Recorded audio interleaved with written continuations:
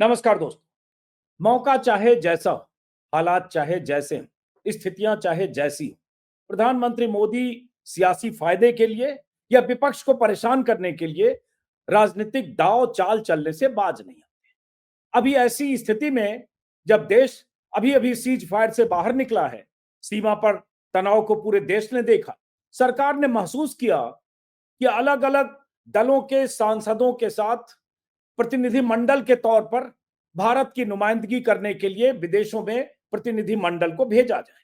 भारत सरकार की तरफ से कल कांग्रेस को एक चिट्ठी गई, कहा गया कि आप अपने 4 नेता के नाम भेजिए, क्योंकि सरकार ने यह तय किया कि 6 या 7 ऐसे डेलीगेशन बने जिसमें हर दल के नुमाइंदे हों, सांसद हों और उन्हें भारत से बाहर United nation security council, Bharat के जो साझेदार दोस्त हैं, उन सब के देशों में उनको भेजा जाए और भारत का पक्ष रखा जाए। लेकिन जैसा कि मैंने कहा शुरू में, कोई भी मौका हो, प्रधानमंत्री मोदी चाल चलने से बाज नहीं आते हैं।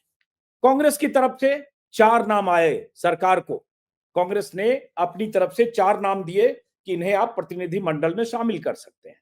लेकिन वो नाम कहां है पता नहीं। सरकार की तरफ से, पीआईबी की तरफ से 7 नाम जो आज सार्वजनिक किए गए सुबह, उसमें शशि थरूर का नाम आ गया। वो 4 नाम जो कांग्रेस ने दिए वो गायब हैं और शशि थरूर का नाम उस लिस्ट में है।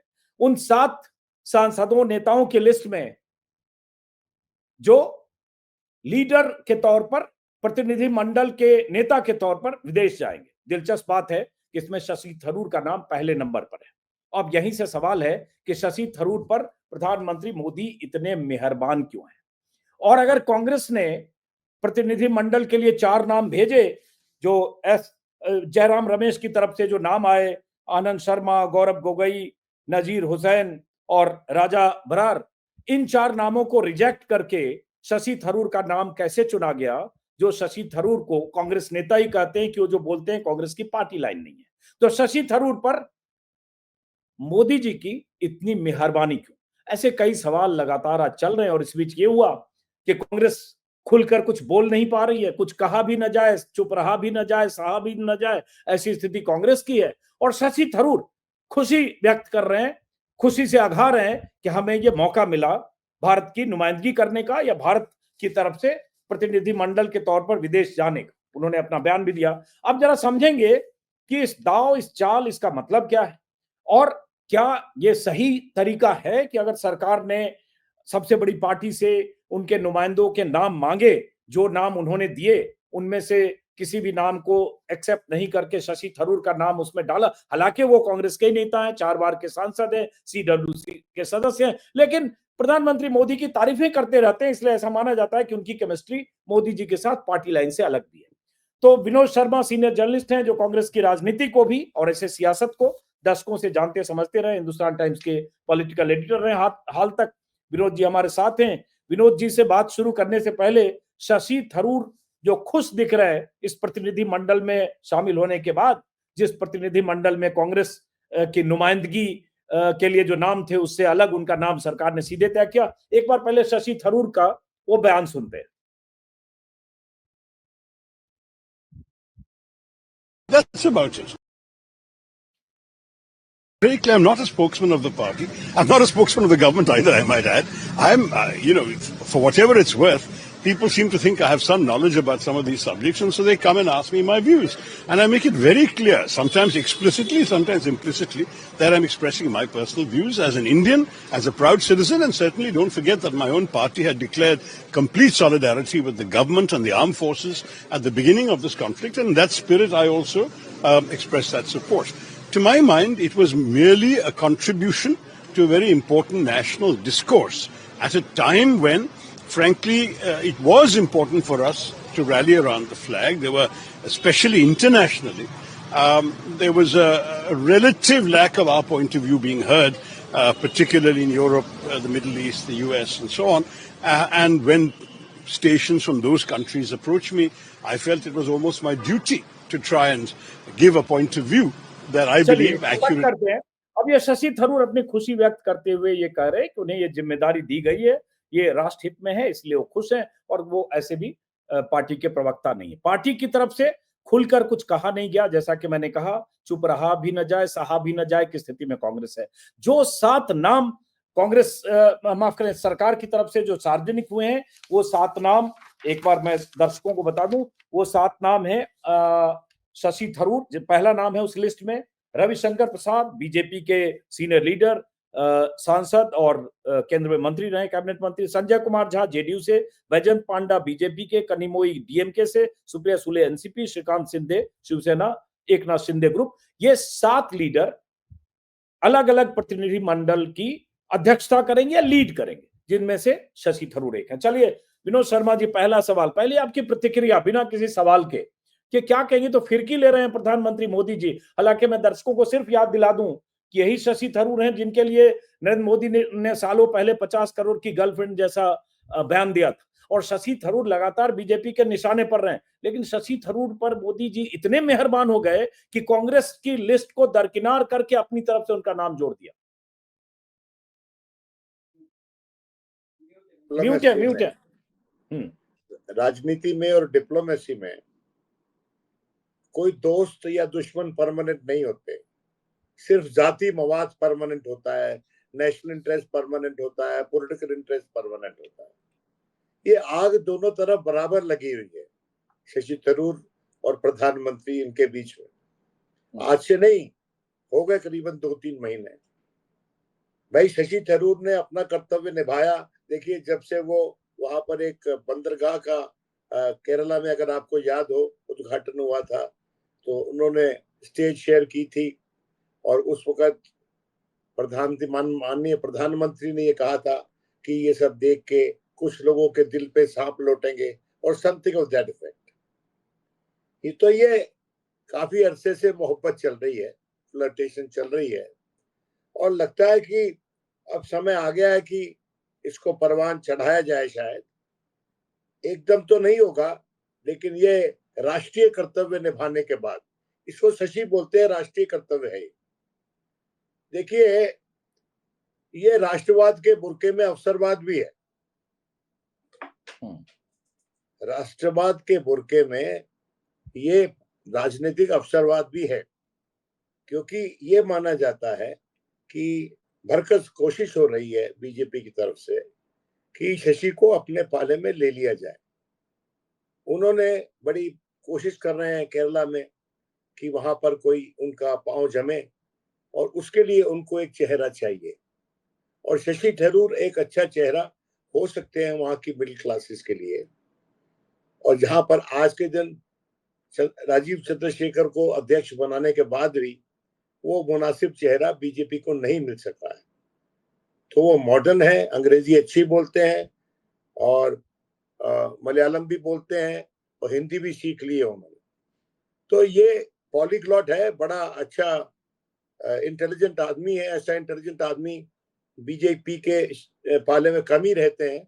अभी देख लीजिए, जो बीजेपी की तरफ से नुमाइंदे, इनके अलावा जो दूसरे और नुमाइंदे, जो 7-8 लोग जिनके नाम आए हैं, उनमें से 2 बीजेपी की तरफ से हैं। मैं व्यक्तिगत नहीं होना चाहता, लेकिन जहां तक डिप्लोमेसी का सवाल है, जहां तक आर्टिकुलेशन का सवाल है, जहां तक भारत की बात दुनिया तक पहुंचाने का सवाल है, उसमें सबसे ज्यादा सदे हुए शशि थरूर इस पूरे ग्रुप और ऐसे भी यूएन में रहे हैं, अमेरिका में रहे, राजनेता तो बाद में बने, और अभी भी उस तरह के टिपिकल पॉलिटिशियन नहीं है, तो उनका एक इंटरनेशनल एक्सपोजर इनमें से, क्या जो जितने दोनों सदनों मिला के सांसद है उनमें से 90% से ज्यादा इंटरनेशनल एक्सपोजर है। तो एक पहलू है, और वो अमेरिका को जानते हैं, यूनाइटेड नेशन को जानते हैं, सब कुछ। लेकिन उससे इंपॉर्टेंट दूसरा चीज मैं पॉलिटिकली भी जानना चाह रहा हूं कि क्या ये एक जो सियासी मर्यादा होती है, एक आप कंफर्टेबल ढंग से विपक्ष को कॉन्फिडेंस में लेते हैं, कॉन्फिडेंस बिल्डिंग जिसको कहते हैं, और उसमें आप एक नाम मांगते हैं, 4 नाम दो, किरण रिजिजू चिट्ठी लिखते हैं, वो 4 नाम वहां से भेजे जाते हैं, आनंद शर्मा, गौरव गोगोई, नसीर हुसैन और राजा बरार। वो नाम पता नहीं आप रद्दी की टोकरी में डाल देते हैं, और शशि थरूर का तो ऐसा लगता है पहले से आपने किया हुआ था, शशि थरूर को ही शामिल करना था, तो चिट्ठी नहीं लिखते। लेकिन आपने एक तरह से ऐसे एक शो में मैंने कल ये सुझाव रखा था कि ऐसे पूरे हमको भारत को अपना एग्रीगेट विजडम और डिप्लोमेटिक स्ट्रेंथ प्रेजेंट करना चाहिए अंतरराष्ट्रीय स्तर पर। और उसमें विपक्ष को जोड़ने की बड़ी जरूरत है। तो उसके चलते मैं ये समझता हूं कि काम तो ये सही हुआ है, लेकिन तरीका गलत है। देखिए, इसके चलते भारत एक आवाज में अपने आप को प्रेजेंट करना चाहता है और कांग्रेस इसलिए कुछ बोलेगी नहीं इस पे। आज के दिन अगर कुछ बोलेगी तो उसका राजनीतिक नुकसान उठाएगी, और यही कोशिश है शायद सत्तारूढ़ दल की। तो कांग्रेस ना ही बोले इस पे तो अच्छा है। लेकिन तरीका क्या होता है? तरीका ये होता है, अगर ये पार्लियामेंट्री डेलीगेशन है तो ये पार्लियामेंट्री डेलीगेशन जो है वो पार्लियामेंट्री अफेयर्स मिनिस्टर को पार्टी के रिस्पेक्टिव लीडर्स को लिख के, जैसे कि लोकसभा में राजीव गांधी को और राज्यसभा में खारगे साहब को लिख के उनसे नाम लेने चाहिए और उनमें से एक नाम चुनना चाहिए। अगर वो शशि थरूर को चाहते थे तो इनफॉर्मली बता सकते थे कांग्रेस पार्टी को कि अगर आप शशि को हमको देंगे तो भारत का जो केस है वो पुख्ता तरीके से अंतर्राष्ट्रीय स्टेज पे कहा जाएगा। और मैं समझता हूँ उस संभावना से नकारती नहीं कांग्रेस पार्टी, और अगर नकारती तो सही में फिर उस पे एक एलिगेशन लग सकता था कि it was not being a team player ऐसे संकट की स्थिति में। तो जो सही काम किया है लेकिन गलत तरीके से किया है। और शशि थरूर तो राष्ट्रवाद कह रहे हैं, ठीक है, अच्छी बात है। शशि थरूर ने तो पहलगाम के बाद भी जब किसी ने सवाल पूछा था सिक्योरिटी लैब्स का, इंटेलिजेंस फेलियर का, तो उसमें भी he was holding the government brief कि सरकार की तरफ से पैरवी कर रहे थे। देखिए, ये बात सच है कि कुछ वक्तों में ये सब क्रिटिसिज्म नहीं होना चाहिए और एकजुट चेहरा प्रेजेंट होना चाहिए, लेकिन उसके साथ साथ पार्टी का एक डिसिप्लिन भी होता है। शशि थरूर आज अपने दम पे जा रहे हैं क्या इस डेलीगेशन में, या अपनी पार्टी किसी पार्टी के होने के दम पे जा रहे हैं? अगर वो मेंबर ऑफ पार्लियामेंट है चौथी बार तो सिर्फ अपने दम पे है क्या? गलत बात है ना। तो आप देश को इकट्ठा करने के बजाय अब भी अपनी राजनीतिक रोटियां सेक रहे हैं, और ये काम मैं समझता हूं किसी भी सत्तारूढ़ दल को शोभा नहीं देता, और किसी भी रिस्पॉन्सिबल मेंबर ऑफ पार्लियामेंट को इस स्थिति में एज अ सोलो प्लेयर नहीं प्ले करना चाहिए। ये नहीं कहना चाहिए कि मेरा व्यक्तिगत ओपिनियन है। ऐसे आपका ओपिनियन व्यक्तिगत जो है वो पार्टी का भी ओपिनियन बन सकता था, आप क्यों नहीं बना रहे उसको?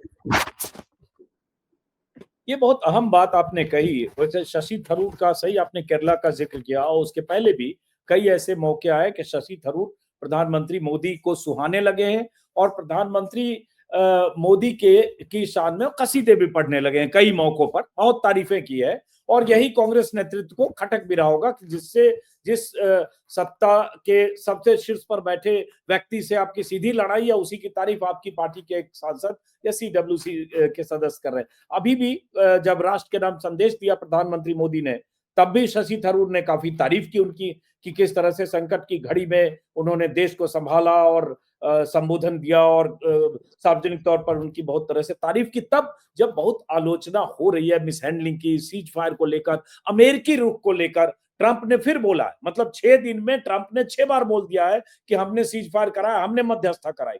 तो जहां सरकार के डिफेंस में शशि थरूर ने ट्रंप का माइल्ड क्रिटिसिज्म भी किया है कि ट्रंप को इसमें नहीं घुसना चाहिए था। और मैं समझता हूं कि अच्छी बात है, एक प्रखर वॉइस हमारी सरकार की ऑफिशियल पोजीशन, जो कि देश की ऑफिशियल पोजीशन भी है, क्योंकि ये बात सच है कि डोनाल्ड ट्रंप जो है वो हमको बहुत परेशान कर रहा है, हमारी फॉरेन पॉलिसी को तार तार कर रहा है। उसने टिम कुक को बोला कि आप सेल फोन मत बनाइए इंडिया में, एप्पल की फैक्ट्री मत लगाइए, इंडिया में ही बेचिए। हमारे यहाँ बेचने वाला सेल फोन आप इंडिया में मत बनाइए। तो मैं समझता हूँ ये अटैक है भारत की इकोनॉमिक सॉवरेंटी पे, जिसका जवाब दिया जाना चाहिए था, लेकिन सरकार तो दे नहीं रही। सरकार तो आज के दिन निशाना साधने के लिए अमेरिका पे किसी और का कंधा तलाश रही है, और आज के दिन शशि थरूर का कंधा उनको अच्छा लग रहा है। हो सकता है उनको इनाम में बाद में केरला में कुछ मिल जाए, वो तो वक्त ही बताएगा। ये भी हो सकता है कि हम अनुचित उन पे सस्पिशन कर रहे हैं, उन पे शंका कर रहे हैं। लेकिन देखिए, there are no free lunches in politics. और शशि थरूर ये जानते हैं इस बात को। शशि थरूर को ये भी समझना चाहिए कि वो बहुत इंटेलिजेंट है और सारा देश उनसे प्यार करता है, लेकिन अपने देश की विवेक पे का तिरस्कार ना करें। ये सब लाग लपेट कर कि मैं राष्ट्र के, I am driven by my national sentiment. You are also driven by your opportunistic sentiment, Mr. Shashi Tharoor, because the simple reason is that you are making use of a national crisis to promote your political career in Kerala, if what we are suspecting comes true tomorrow. अच्छा ये बताए विनोद जी, ठीक है, आपने अंग्रेजी जो में इसलिए बोला हूँ कि शशि थरूर को समझ आएगा। नहीं, मैं अच्छा। समझ गया, और उन तक पहुंचता भी है, सोशल मीडिया में काफी एक्टिव रहते हैं, उनके काफी लोग पहुंच जाएगा उन तक। वैसे अब मैं देख रहा हूँ कुछ सालों से हिंदी भी ठीक ठाक बोलने लगे हैं, कोशिश बहुत अच्छी करते हैं, बोल रहे हैं, समझ तो बड़ा पूरा बिल्कुल लेते हैं। प्यारा आदमी है भाई, बहुत अच्छा आदमी है। बिल्कुल। अब मैं ये एक चीज पूछूं, अगर इसके मेरिट पर जाके शशि थरूर की नुमाइंदगी या उनके जो नाम फाइनल हो उसके मेरिट पर अगर जाते हैं, ठीक आपने कहा कि उनको विदेशी मामलों की जानकारी है, अमेरिकन पॉलिटिक्स को जानते हैं, यूएन में रहे हैं, एक्सपोजर बहुत ज्यादा है, शुरू में मैंने भी कहा। अब जैसे कांग्रेस की तरफ से 4 नाम दिए गए, आनंद शर्मा जो विदेश मंत्री रहे हैं, गौरव गोगोई, नसीर हुसैन और राजा बरार, इन चारों की तुलना अगर करें शशि थरूर से, यह होने इतनी बदनसीब पार्टी है कांग्रेस। अगर किसी पार्टी की तुलना मां से करें तो किसी बड़ी उपाधि के लिए मां अपना सबसे प्यारा, सबसे इंटेलिजेंट बच्चा ही प्रदान करेगी ना, देगी कि इसको कुछ दो। देखिए बात यह है कि मैं गोगोई की बात नहीं कर रहा हूं, लेकिन Anand Sharma is once upon a time politician. वो हमारी तरह है, he is once upon a time politician. और बाकी नसीर साहब और चौथा नाम राजा बरार। ये राजा बरार कौन है, राजा वरिंग है, कौन है, मुझे समझ में नहीं आ रहा। हमें भी नहीं समझ में आ रहा, वर्डिंग ही होगा शायद, राजा बरार एमपी लिखा हुआ है तो होंगे वही शायद पंजाब वाले। हाँ, राजा वो जो लुधियाना से जीते हैं, अगर वही है तो वो एक जोशीले यंग लीडर हैं, लेकिन उनकी जो इंटरनेशनल डिप्लोमेसी में जो एक्सपीरियंस है वो सीमित है। आनंद शर्मा उसमें एक्सपीरियंस्ड है, लेकिन Anand Sharma once upon a time politician है आज के दिन। और गौरव गोगोई ठीक है, ही वुड फेयर वेल, लेकिन बेस्ट चॉइस कांग्रेस के पास तो शशि थरूर ही थी, क्योंकि ये आदमी अंडर सेक्रेटरी जनरल रहा है यूनाइटेड नेशंस में, और ये आदमी बहुत अच्छा बोलता है। और मन फील्स प्राउड कि शशि थरूर जैसा कोई आर्टिकुलेट पॉलिटिशियन हमारी पार्लियामेंट में है, क्योंकि उसके मुकाबले का बीजेपी के पास एक भी नहीं है। और शायद बीजेपी तलाश रही है कोई ऐसे हीरे को जो उनके क्राउन में चमके। बीजेपी तो आजकल अपने आप को एक इंपीरियल पावर ही समझ रही है ना। उनको they need a crown for queen Elizabeth crown, they need a big diamond, Kohinoor चाहिए उनको। ये कांग्रेस का, जहां तक डिप्लोमेसी का सवाल है, ये कांग्रेस का कोहिनूर है। लेकिन देखिए, with the diamond comes the curse. ये माना जाता है कि डायमंड के साथ, हीरे के साथ कुछ ऐसी चीजें भी आती हैं जो कि अच्छी नहीं मानी जाती, कर्स बोलते हैं उसको। तो whether Shashi Tharoor will be prove to be a diamond or a curse for Congress, I do not know. लेकिन आज के दिन में मुझे ये लग रहा है कि शशि थरूर उस रास्ते पे निकल चले हैं जिस रास्ते पे और भी पहले बड़ी प्रतिभाशाली कांग्रेस लीडर निकले और भारतीय जनता पार्टी ज्वाइन कर ली। अब एक सवाल मैं फिर पूछता हूं कि अगर आपने भी कहा कि शशि थरूर बेस्ट कैंडिडेट हो सकते थे इस डेलीगेशन के, और हम सब लोग उस पर सहमत हैं।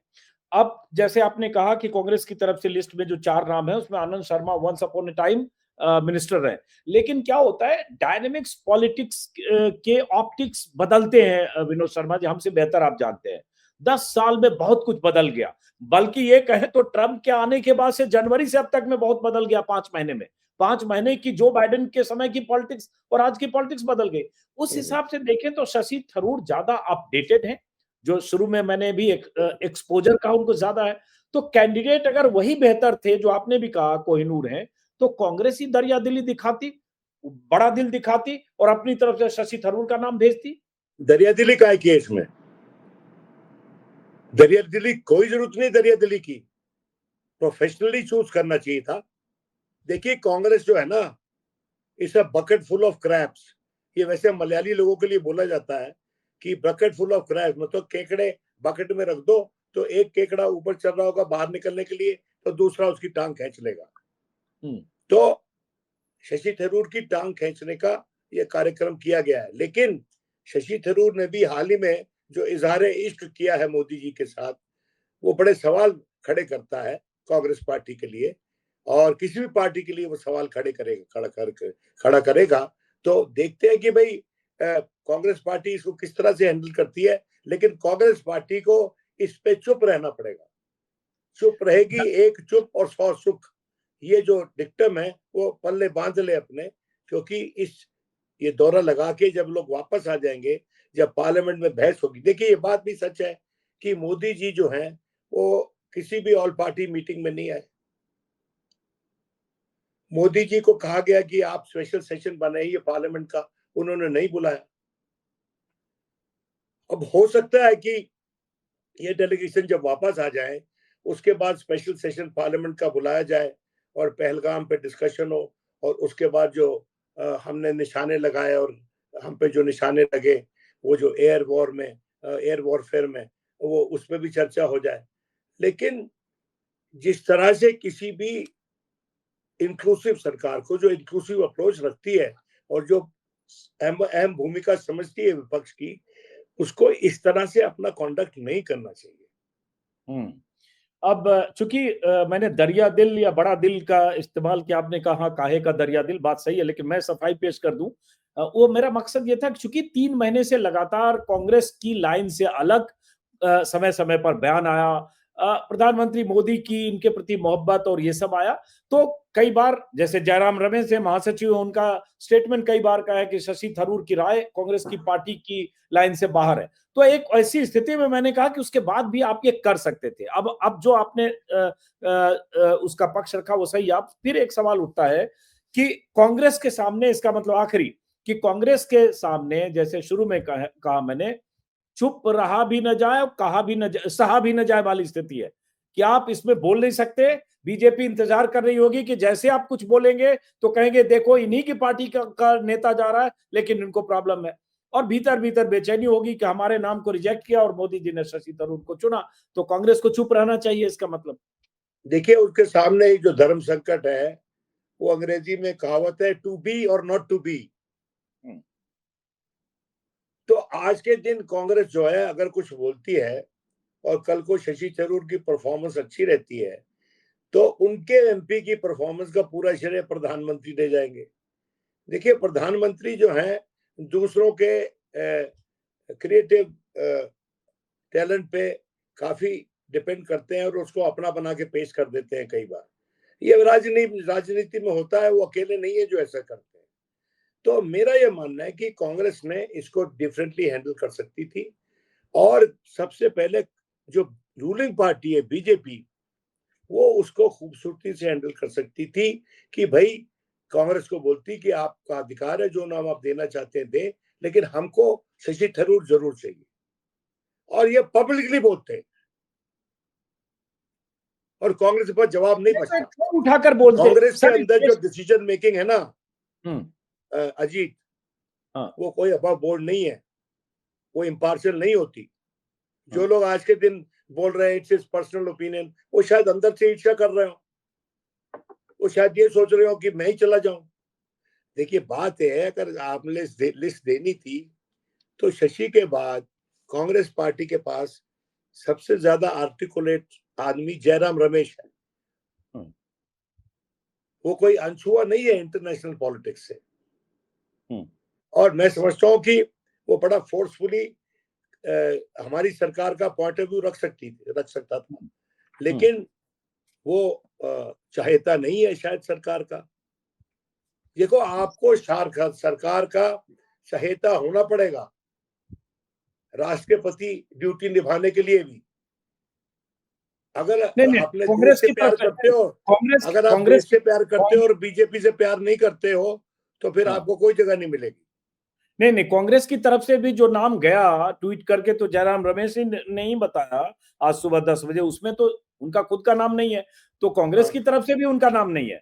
नहीं, बात ये नहीं है कांग्रेस की तरफ से, तो इसीलिए मैं कह रहा हूं जो सिलेक्शन ऑफ कैंडिडेट है कांग्रेस की तरफ से पैथेटिक है, बिलो पार है, स्थिति के अनुरूप नहीं है, स्थिति की डिमांड के अनुरूप नहीं है। देखिए, आपको ऐसा चेहरा चाहिए अंतरराष्ट्रीय स्तर पर जो उनके विरोध वाले कुछ कर रहे होंगे उनकी उसके अनुपात में छोटा हो जाए या धुंधला हो जाए, और वो चेहरा आज के दिन शशि थरूर है। शशि थरूर अगर वो अपने लिए भी काम कर रहा है, अपने जाती पॉलिटिकल मफाद के लिए भी काम कर रहा है, तो जोर से करेगा, उससे फायदा होगा देश को। मैं ये नहीं कह रहा हूं कि वो बड़ा एल्ट्रुइस्टिकली करेगा सब कुछ, हो सकता है एल्ट्रुइस्टिकली कर रहा हो और कांग्रेस पार्टी ना छोड़ के जाए, बीजेपी ना ज्वाइन करे, केरला में बना रहे कांग्रेस में, 4 बार मेंबर ऑफ पार्लियामेंट रहा है, तो मैं ये मानता हूं कि let us give him the benefit of doubt for the time being कि चॉइस तो बेस्ट है, भले ही वो बीजेपी ने की है, चॉइस वो बेस्ट है, और क्योंकि बदकिस्मती ये है कि ये बेस्ट चॉइस कांग्रेस ने नहीं की, क्योंकि शशि थरूर देश की नुमाइंदगी करने जा रहे हैं, और मैं तो ऐसे भी इस तरह के डेलीगेशन या प्रतिनिधि मंडल के फैसले का हम जैसे लोग या देश के लोग को स्वागत करना चाहिए, कर ही रहे होंगे, क्योंकि ऐसे मौके पर जब जरूरत सही फैसला है, सही फैसला है, सही, ये सही बिल्कुल ये इनिशिएटिव 100% सही है। सही है। दुनिया के देशों के सामने आपको जाकर बताना चाहिए कि क्या परिस्थितियां थी, क्या परिस्थितियां हुई, पाकिस्तान ने किस तरह से आतंक के अड्डे चलाने की पाकिस्तान में रवायत है, और क्या हमारा भारत का पक्ष है। और ऐसे मामलों में जब इस लड़ाई, इस जंग की स्थिति में कई बार कई देश जिनसे अपेक्षा थी कि भारत के साथ खुलकर आते, वो नहीं थे, साइलेंट थे, या कह सकते फेंस सीटर थे, जबकि पाकिस्तान के साथ चाइना, टर्की जैसे देश खुलकर आए। तो इसलिए भारत सरकार का ये फैसला, प्रतिनिधि मंडल भेजने का फैसला सही है। सवाल वही जो विनोद जी कह रहे हैं, तरीका बेहतर हो सकता था कि एक फोन उठाकर कहते। हाँ, आप ही से खत्म करते, बताइए विनोद जी, कुछ कह रहे हैं आप। देखिए, ऐसा है कि इंदिरा गांधी ने जब बांग्लादेश की लड़ाई हुई तो पीएन अख्तर को रिटायरमेंट से बाहर बुलाया और दोबारा अपने पीएमओ में ले आई, क्योंकि जब तक पीएन अख्तर साहब जो थे, पीएन धर थे, प्रेरणा धर साहब जो थे, वो सेक्रेटरी हो चुके थे अख्तर साहब की जगह पे, तो वहां से जो इंस्टीट्यूशन ऑफ प्रिंसिपल सेक्रेटरी है वो शुरू हुआ, और वो इसलिए लाया गया अख्तर साहब को कि वो दुनिया भर में जाके एक्सप्लेन कर सकें भारत की डिप्लोमेसी को, भारत की जो पूरी रणनीति थी बांग्लादेश में, क्यों वो सब कुछ करना पड़ा भारत को। तो ये कोई नया उदाहरण नहीं है, लेकिन ये अच्छे तरीके से होना चाहिए। अब जैसे इंदिरा गांधी ने एक रिटायर्ड अपने सहयोगी को दोबारा बुला लिया, और यहाँ आपकी पार्टी में वो टैलेंट बैठा हुआ है। चलिए, बहुत बहुत शुक्रिया विनोद जी, बहुत बहुत शुक्रिया बातचीत करने के लिए। और हम दोनों सहमत हैं कि शशि थरूर बेस्ट चॉइस थे और हैं, बस तरीका कुछ और होता जिसमें उसको चूज करने का तरीका गलत हो गया। हाँ भाई, अच्छी भली शादी हो रही थी, भाग के जाके शादी करने की क्या जरूरत थी। बहुत सही, आपने आखिरी में आपने बहुत सही बात कही। बहुत बहुत शुक्रिया, बहुत बहुत शुक्रिया विनोद जी, बहुत शुक्रिया। Thank you, bye bye bye, thank you, नमस्कार।